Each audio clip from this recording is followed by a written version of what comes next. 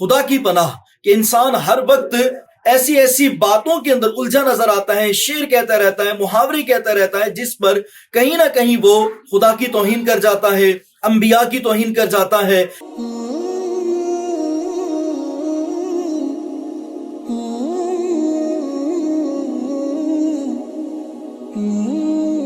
فی زمانہ ایک ایسی بات کی طرف میں توجہ دلانا چاہوں گا، ہر خاص و عام اس کے اندر مبتلا ہے۔ کیا وہ دنیا دار بندہ ہے، کیا دیندار بندہ ہے، کسی بھی لحاظ سے آپ دیکھیں تو آپ کو ہر جگہ پر ہر بندہ، ہر تیسرا بندہ اس چیز کے اندر مبتلا نظر آئے گا۔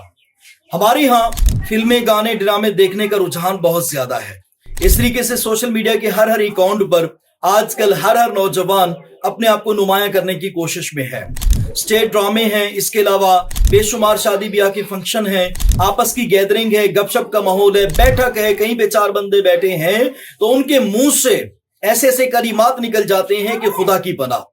کبھی کبھی وہ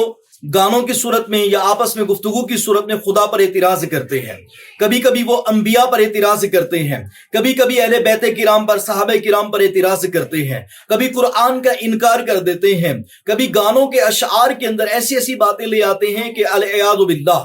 خدا کی پناہ کہ انسان ہر وقت ایسی ایسی باتوں کے اندر الجھا نظر آتا ہے، شعر کہتا رہتا ہے، محاورے کہتا رہتا ہے، جس پر کہیں نہ کہیں وہ خدا کی توہین کر جاتا ہے، انبیاء کی توہین کر جاتا ہے، اہل اسلام کی، شاعر اسلام کی توہین کر جاتا ہے۔ گانوں کے بول یا کوئی بھی بول ہو ویسے ہمیں نہیں بولنے چاہیے، کیونکہ ہر کلمے پر، ہر بات پر بروز محشر حساب ہوگا۔ اب کتنے لوگ ایسے ہیں جو گانے سنتے ہیں یا اس کے علاوہ فلمیں دیکھتے ہیں، اسٹیج ڈرامے دیکھتے ہیں یا اس کے علاوہ گپ شپ کے اندر اللہ تعالیٰ پر مطلب اعتراض کر دیتے ہیں۔ مثال کے طور پر میں آپ کو بتاؤں،